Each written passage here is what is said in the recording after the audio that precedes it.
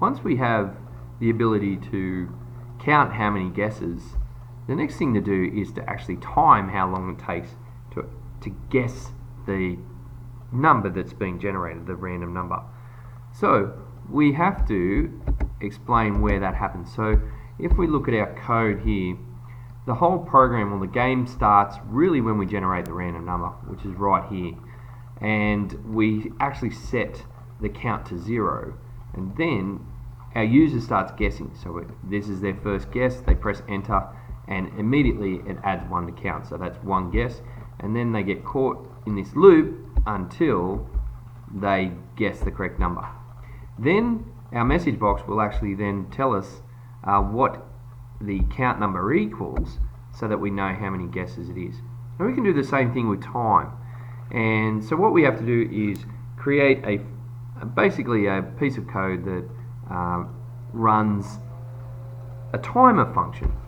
And if we have a look on the internet, here's one that I just quickly Googled, and so I typed in VBA time elapsed, and it said VBA code to calculate how long your macro takes to run. Now, for the first time you look at this, it may look like a little bit of what does all this mean? Well, I'll explain this simply to you, that this part here, for example, is comments. This is the start of the program. It's declaring start time as double and seconds elapsed as double, and then it has a start time equals timer. Now that word there means look over here and tell me what the time is, and then we can say timer minus start time, and that will be the seconds elapsed. So that's in a nutshell looking at how to actually run this program. So what I can do is I don't have to reinvent the wheel. I can just simply take that and I'll break it up. So it's a lot better if I do. So if I do this, Control C, and I go in here and I say, alright, well I need to declare those ones, so that's the declarations of those two.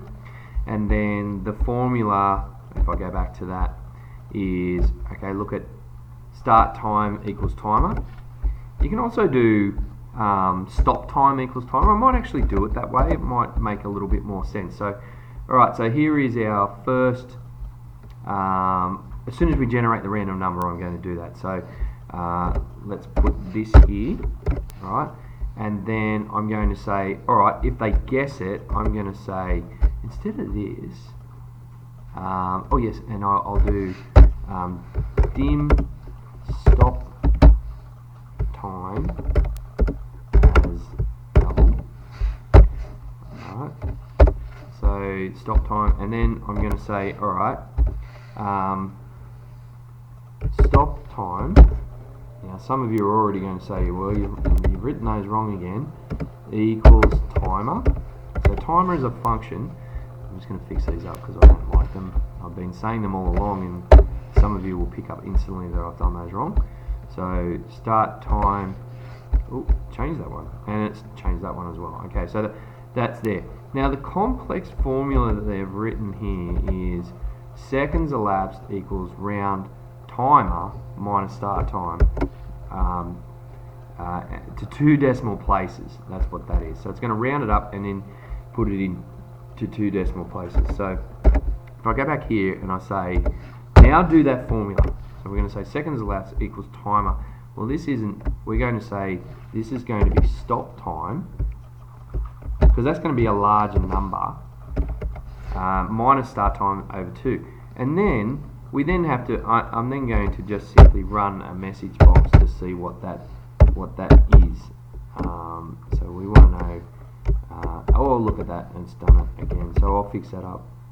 Seconds elapsed, right, and I'll just put that there, and then I've got to change this one to an S, a small s, and then change that to a small s as well, and that changes that to a small s. So let's run this program and see what happens. Okay, so MRV, and I don't really, yeah, right, my number is 71, so I'm just going to run 71 and just see, hang on, I'll wait a few seconds, 5, 4, 3, 2, 1, and then I run that, and there we go. It took me 12.12 seconds to actually guess the random number. So what I would do now is just put into this, whoops, I'm going to OK that, yep, and it took, yeah, so there's my message there, right? So what I would do is I would put that in here, and it also took you, and I'd say, and because that is going to be a double integer, so we'll say seconds elapsed and sign space second to guess correctly. Oh no, we just said that. Correctly. And close that bracket, and then we're happy with that. So let's run that now. Oh, we might as well delete that. We don't need that one anymore. So let's run that now, and we can see that our formula is going to work because, alright, so 54, guess 54, alright, doesn't matter how long it takes. Oh, well, it's 54, and it took you 1 guesses.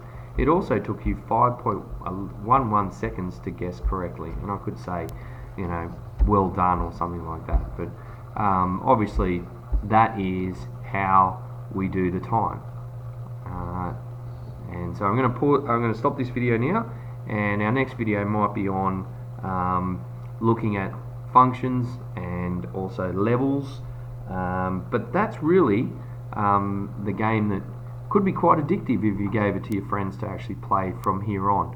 And from here on also, you've got lots and lots of skills now to understand how you can use functions and formulas, and also the different types of algorithms to create a interesting and also somewhat addictive game, especially if you delete that, because now that that's gone, you don't actually know what the random number is that's been generated, and you can actually give this to your friends and see how they go with it. So I'm going to stop this video, and then our next video might be a little bit different about functions and levels.